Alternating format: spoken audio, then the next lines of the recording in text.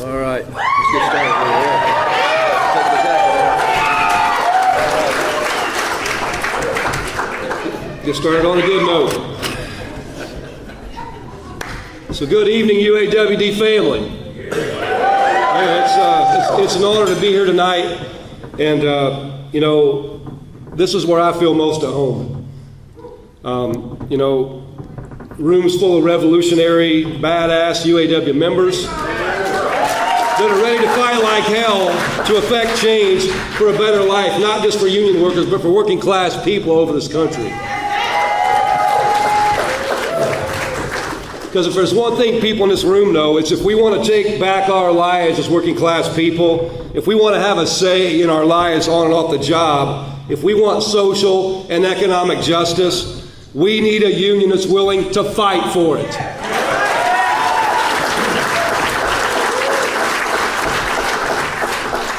A better world is only possible, but only if we have a better labor movement leading the way.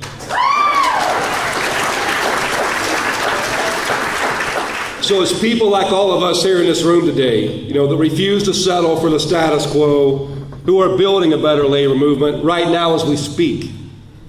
And it's thanks to you. Over the past 18 months, I've had the honor of serving as your president. Thank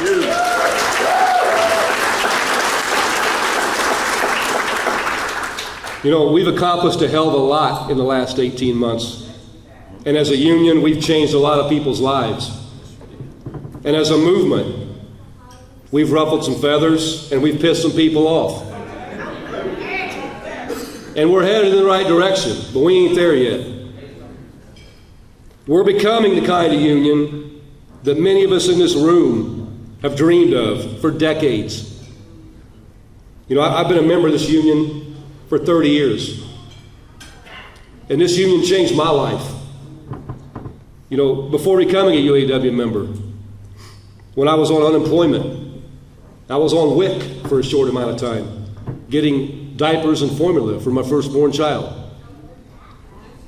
Trying to make ends meet in Kokomo, Indiana. And at that time, I could never dream of the kind of life that being a UAW member was going to make for me. Somewhere along that way, on my journey, this union went down the wrong path. And Walter Reuther, years ago, back when they were having great success in the 50s, 40s, he talked a lot about, warning future leaders, resting on the past successes and growing complacent. One of my favorite quotes from JFK, I used to speak about this every time I'd speak at an area wide when another plant was closing. And that quote was this: there are risks and costs to a program of action, but they are far less than the long-range risk and cost of comfortable inaction. And that has been the plight of this union for my entire lifetime until 18 months ago. Comfortable inaction. And unfortunately, as we all know, when times got tough, the complacent UAW leadership gave up. They adopted a company union philosophy. They agreed to concession after concession, contract after contract. When there wasn't much left to give away, they started stripping away the union for parts. When the corruption crisis came out, a lot of people gave up on the UAW. Many members gave away their shirts. I know people that burn their materials, burn their shirts. And there was an incredible shame about, what the UAW had become. There was a time when it was hard to wear these shirts with this UAW logo on it. But then something happened. Yes, it did. The members took the wheel. The members turned this union around. And we went from a top-down authoritarian dictatorship to a democratic union.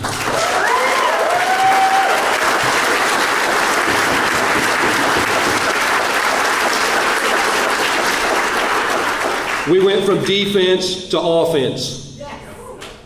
We went from company unionism to a member-driven union that's going to war for the working class, not just union people, all working people.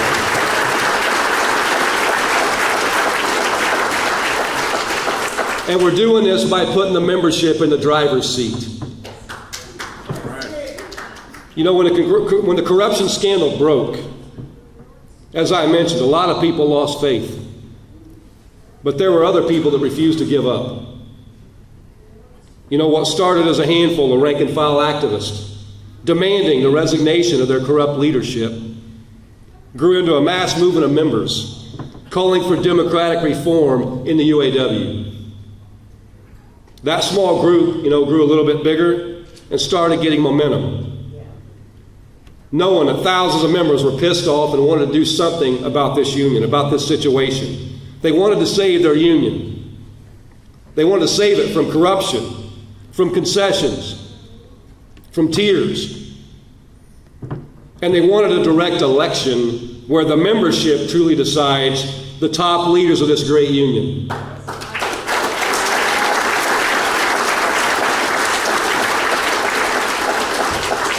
And that group of people called themselves Unite All Workers for Democracy, or UAWD.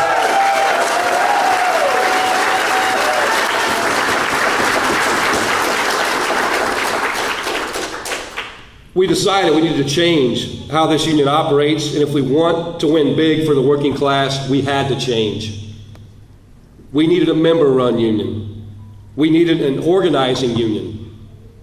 We needed a union ready to fight like hell for record contracts and not cozy up to corporate America for the scraps. For years, the outlook in the UAW had been beyond bleak.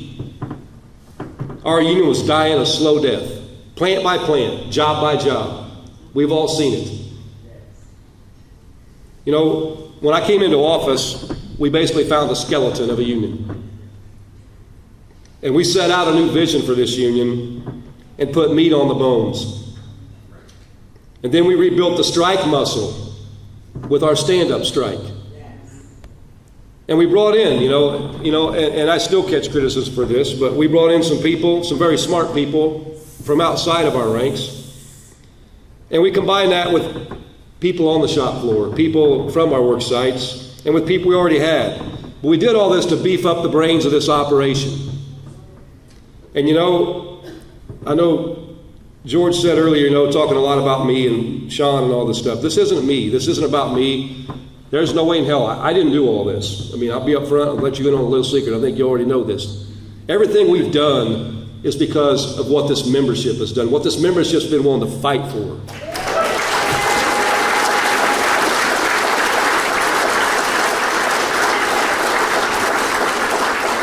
So this isn't about me. And this isn't just me doing this. I'm blessed to be the president of this union.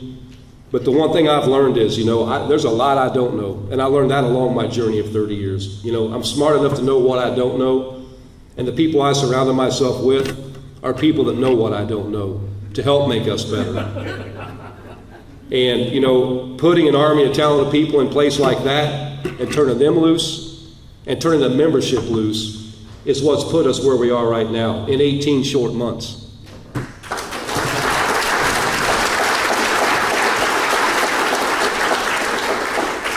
But without an organized and pissed off and fed up and fired up membership, this union's nothing. Nothing. And without UAWD to ignite that spark, the fire would have never been lit. The membership delivered these powerful results because they gave us power at the bargaining tables, everywhere we've bargained. The beauty of the Big Three strike, the stand-up strategy was a great strategy. But the thing that gave us the power, our communication strategy, being vocal about, we've always had radio silence in bargaining our whole careers. It's always been said, we don't talk, we don't say anything, black it out. And then the companies set the narrative. And everybody thinks we're greedy people because the company's painting out to be these greedy workers, that just want to take everything. And so, the interesting thing when we launched the stand-up strike was utilizing a comm strategy where we put our issues out there. And the reason we did that is because it wasn't just a UAW issue. It's a working class issue. We're all workers.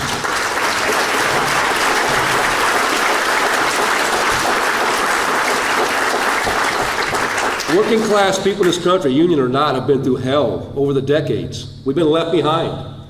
And so when we spoke about this, every time I spoke, I didn't just want to make this a UAW thing. It's a working class thing.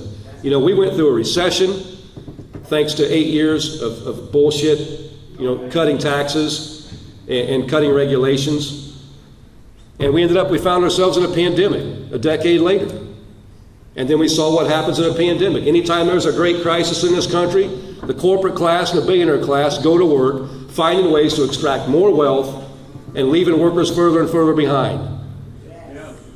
And so, you know, when we put this stuff out there during our Big Three fight and every campaign we've done since then, it's for a reason. Because people are with us. And the thing that was most interesting in this fight, you know, when we were at the bargaining table at the Big Three, at Daimler, at Cornell, everywhere we've bargained since then where we've used this strategy. What gives us power is when the bosses see us do these live feeds, all these live streams, all these things we're doing, we're talking about this. When they see that the members are pissed off, when they see that the workers are fed up, that's what puts fear in the bosses, because they knew damn good and well in every one of these strikes and every one of these actions that the membership was ready to do whatever the hell they had to do to get what they deserved. That's what wins these fights.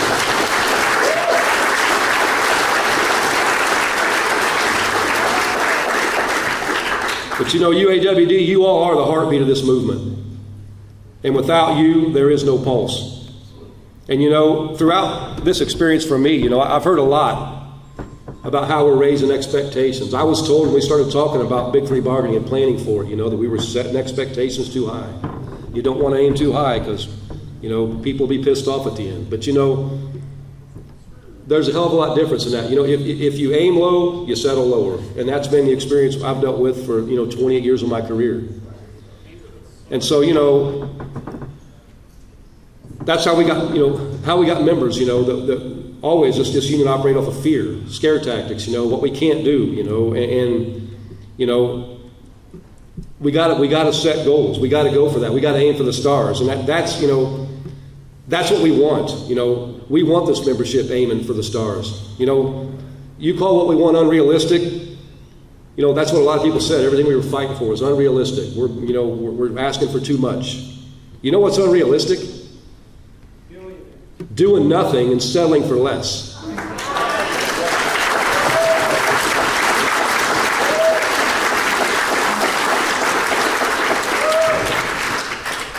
You know, there's been a war waged on the working class in this country for over 40 years, and the working class has been losing. And finally, after all these years, and thanks to our work together as a united UAW, I believe the tide is turning. You know,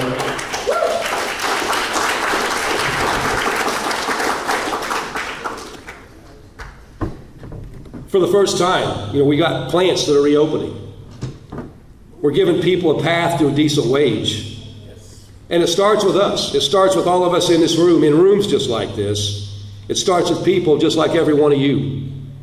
People who are done. They're done with company greed, destroying our communities, destroying our states. They're done with company politicians lying to our faces. They're done with company unionism, taking it lying down. We have everything we need right here to win the war on corporate greed.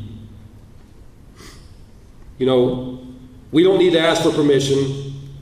We don't need another year. We don't need another day. We don't need another minute. Our cause is a just cause, and the world is watching everything we're doing, and our time is now.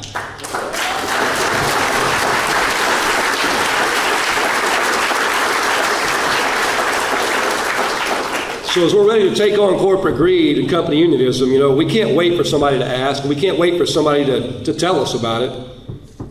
We're the heart and soul of the labor movement. Yes. And you will be the ones to answer the call when it's time to stand up. You know, we've come a long way in a short period of time. And we've accomplished more in a year and a half than pretty much we've accomplished in my entire 30 years as a UAW member.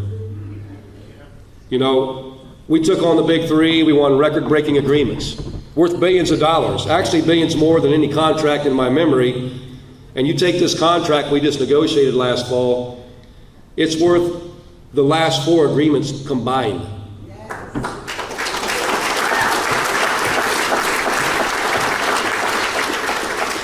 You know, for the first time in our nation's history, a sitting president joined striking workers on the picket line, our picket line.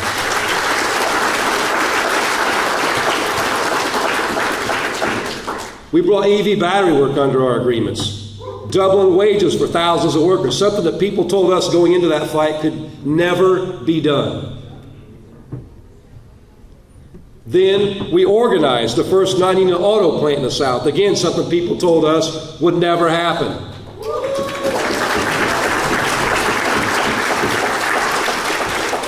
We won back cost of living allowance from different employers, from auto to heavy truck to higher ed. We bargained for retirees, something again I was told we couldn't do, something we hadn't done in 17 years. You know, for decades as a member of this union, I've always been told and heard about what all we can't do. We can't bargain for record contracts because we have to compete with the non-union transplants. When I ran for this job, I was told I can't win. I was laughed at. I was made fun of. You know, when we came out with our demands in the Big Three and other contracts, we were again told what we can't do. And again, we were laughed at and mocked. You know, but the first thing we set out to do in this union was eliminate 2 words. It's the word can't and it's fear. Because that's how the corporate class and the billionaire class have always won the fight. They want to tell you what you can't do, and they want to make you afraid to do it. And you know, sadly enough, some leaders in our freaking union were doing the same damn thing. But you know, we've eliminated those words. We've eliminated can't from our vocabulary. We're abandoning fear. And thanks to your efforts and our collective efforts, the past year and a half has shown us what we can do.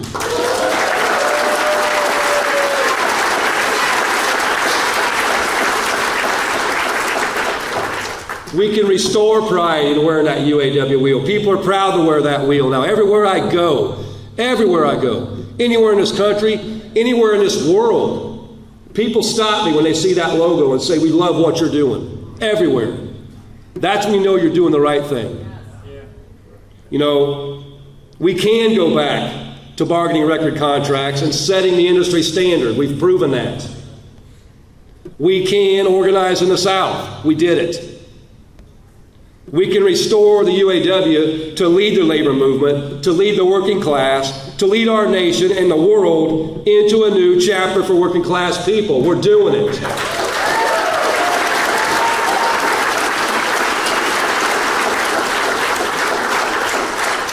It's exactly what we're doing, and I got to tell you, you know, the night before we went on strike, September 14th, a year ago, I remember the speech I gave, and I talked about moving mountains. I talked about some scripture from Matthew. The faith the size of a mustard seed can move mountains. We have moved mountains in 18 months, a lot of mountains, and we got a lot more to move. But you know, a lot of times people will ask me this question, you know, when we talk about bargaining, or we get a good contract, or we organize, they'll say, you know, what are you most proud of in that? And you know, the thing that I'm most proud of that we've done in 18 months, you know, and I know George talked about this earlier, you know, when I was sworn in on Sunday, March 26th, 2023. On Monday, March 27th, 2023, was the first day of our bargaining convention. And I didn't have an agenda. I didn't have any information. I had nothing. I walked in that day completely cold. Didn't have staff in place. And I had people that were pissed off because we won. And as you all know, any of you that were there, it was a very divided house that day. It was a cold room.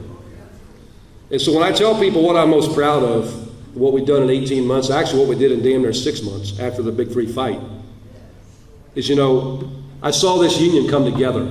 And I've seen this union more united in the last 18 months than I've seen it in my first 28 years of being a member. That's what I'm proud of.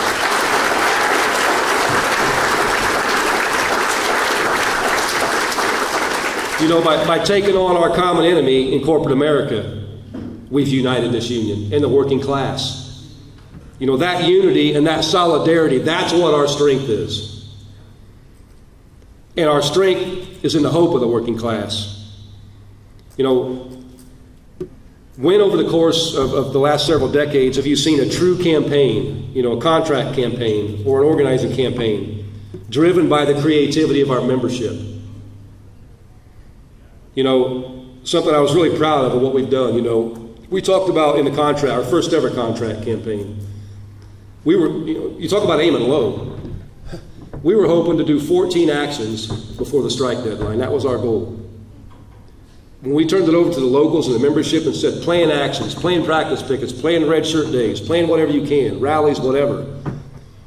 In a month and a half, our membership held over 140 actions in this country.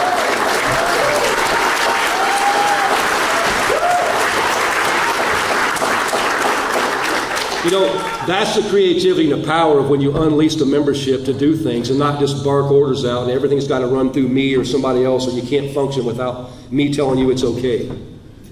You know, that's what happens when you unleash the power of the membership. Our goal was 14 actions. We had over 140. You know, we saw things like people creating their own signs, their own shirts.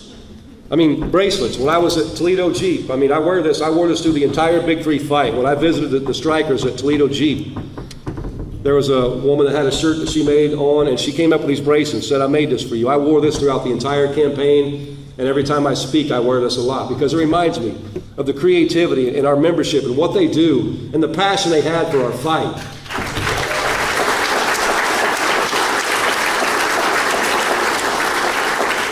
It's how we came up with slogans like Eat the Rich and Stand Up and Trump is a Scab. You know, and I want to take some time tonight because I bought some things with me tonight because I want to take a little bit of a visual walk of some of the things of what we've done in the last year and a half. And I think it's important we do that because this talks about that creativity, because I got to say this, you know what we always saw when we had in the past a strike or any action going on. It was the same old tired sign, UAW on strike. That's it. Everywhere we go, that's all it said. You know, on strike for what? Half our members didn't know what the hell we were striking for. You know, because we didn't run a campaign to get them ready for it. So, you know, things like this. I mean, United for a Strong Contract, fighting for the American dream. I mean, that's a hell of a lot better than just UAW on strike. That's what brings people in.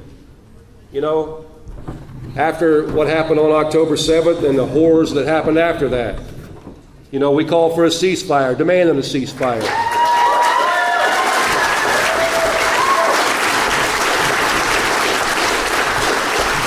We stand for peace. We stand for humanity. That's what the union does. You know, we had our, you know, after we had our success at Big Three bargaining, we were trying to figure out how do we map this out and take this in every sector. So we formed the Department of Bargaining Strategies. We brought a person in to run that had a lot of success in bargaining strategies and things like that. And so our first try at that was at Daimler Trucks in North Carolina, in Georgia, in Tennessee. And so again, we did the Stand Up Daimler campaign.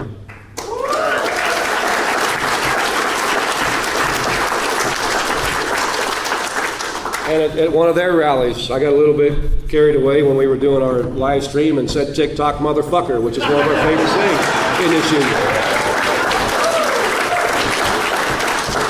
And our people came up with great things like TikTok, it's time for a record contract.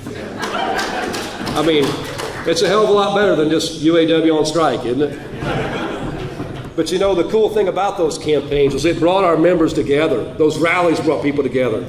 The creativity brought people together, and it got us united. And I'll tell you, that Daimler truck campaign, you know, we did a lot of rallies in the Big Three leading up to the strike. But that Daimler truck campaign, we went to that opening rally to kick off bargaining there. And I know Trey can tell you that if he's in the red. Trey's over there. But those people were so fired up.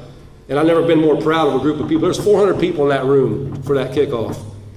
And I got to tell you, when we left that rally, I remember Trey telling me as we were driving away, you could have given them people ball bats and they'd have torn down a building if you told them to. And the cool thing is, the company saw that. That was the great thing of what we're doing in these campaigns. The company's watching all this. And you want to talk about power. Me speaking is a power. Those 400 people in that room, I had a 20-minute speech that took an hour to give because every time I got through a sentence, they're like, hell yeah! You know, when the company sees that, they know that those workers are ready to do whatever the hell they got to do to win. That's what gave us power, and that's what delivered that contract.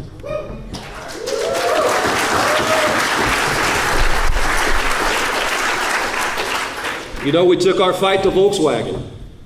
You know, we had a lot of people after the Big Three strike, you know, a lot of non-union workers that started signing cards on their own, not by us doing it, on their own.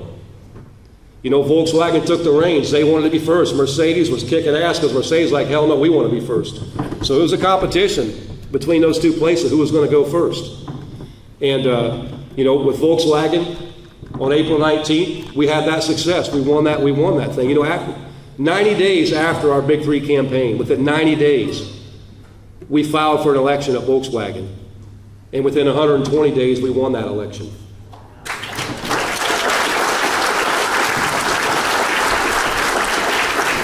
And you talk about creativity of people. I mean, there's an artist in Chattanooga, Tennessee, that made a tapestry. She's made several tapestries for working class people over the years, but she made this tapestry. It's called These Hands, These Backs, These Knees, and it's basically a story of the entire Volkswagen fight, from when they first tried to organize all the way through it. It's got members all through here, you know, linking them together, the struggle they go through, the toll on their bodies. You know, it's an amazing thing to see. You know, this isn't a UAW member doing this. This is an artist that felt so moved by what's been going on in that fight that she made this amazing tapestry.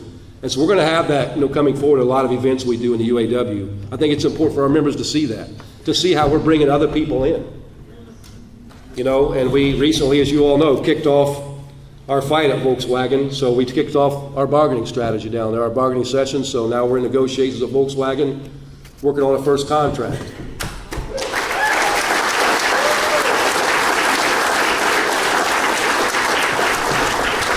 As we were fighting that campaign at Volkswagen, we also were kicking off a campaign in Alabama at Mercedes. And, you know, I love some of these signs. We are Alabama, we are the UAW. Mercedes Workers United. This is my favorite of the whole thing, though. In the Alabama discount.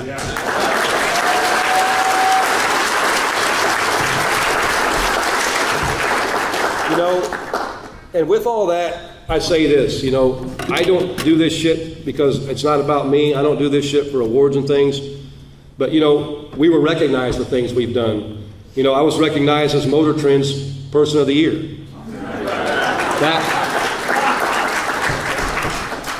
That's because of what our membership has done. It ain't because of me. Time Magazine, one of Time Magazine's 100 most influential people in the world. That's a scary thought. Again, it's because of what we've done as a union, because we're having that impact and people everywhere are feeling that, they're seeing it, you know. And now we're in another fight right now going on, you know, our Stellantis, you know, walking back on commitments they made like they have so many times in the past. So now we've got our Stand Up Stellantis campaign to keep the promise.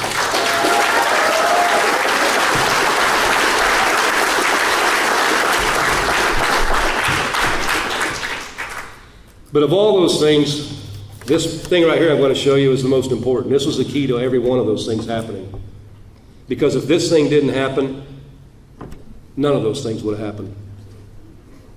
This is a copy of the ballot where we directly elected our International Executive Board.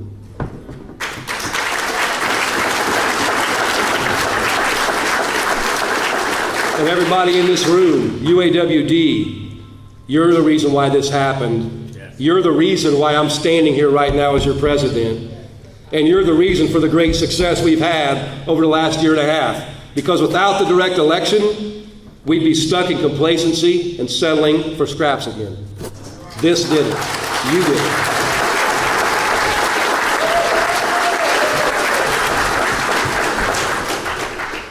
You know, and it's been hard to be able to enjoy a lot of what we've done because literally we're just going from battle to battle every day. It's you know, from the day I was sworn in, we're running a bargaining convention, we're planning for bargaining, we're in bargaining, we're in organizing, we're in bargaining, we're always in bargaining, we've always got a fight going somewhere, we got strikes going on everywhere.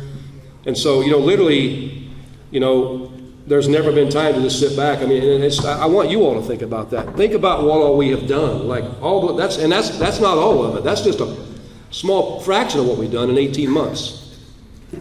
And you think of the significance of that, because there's times we sit around when we're planning our next fight and someone will bring up something we've done. It's like, shit, I forgot about that. I mean, but that's awesome. You know, we're not focusing on what we've done. We're not focusing on those things. We're not resting on our laurels. It's keeping the foot on the gas and staying in the fight and going to the next fight and continuing on, pushing. But you know, that's one thing I wanted to do tonight, was I just wanted to be able to say, to take a moment and just to say thank you. You know, I want to take a moment to celebrate you and your work and to celebrate those who came before us, you know, back in the 80s, the 70s, I mean, the New Directions movement. I mean, those people laid the groundwork.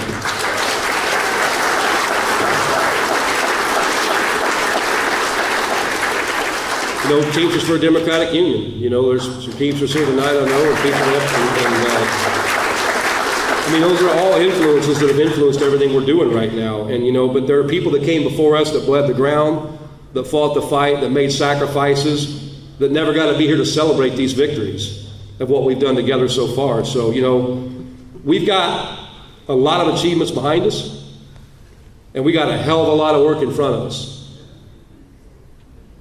And as I say every time we get in this fight, this is our generation's defining moment. You think about this. Every time I really think about these things, I think of my grandparents' generation that went through a depression. They left destitution and desperation in the South. They were in Tennessee and Kentucky. They moved north to Indiana. They got jobs at General Motors and Chrysler, and they lived the American dream, as millions of Americans did back in that time. And you think about the time we're in now. There really hasn't been a moment since that time where we've had the same type of situation.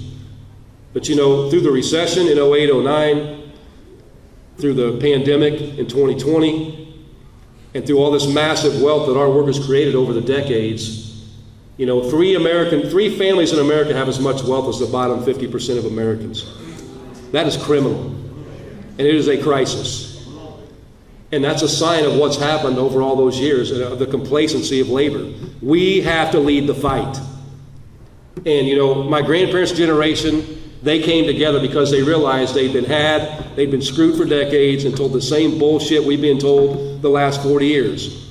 You know, trickle-down economics will work. You know, take care of the rich and they'll take care of you. The company does good, you do good. We all know it's bullshit.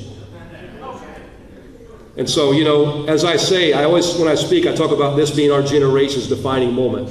That's what I'm talking about. Very few times in our history we've had these moments. And we're in one right now. We have to seize it. We have to go after it with everything we have.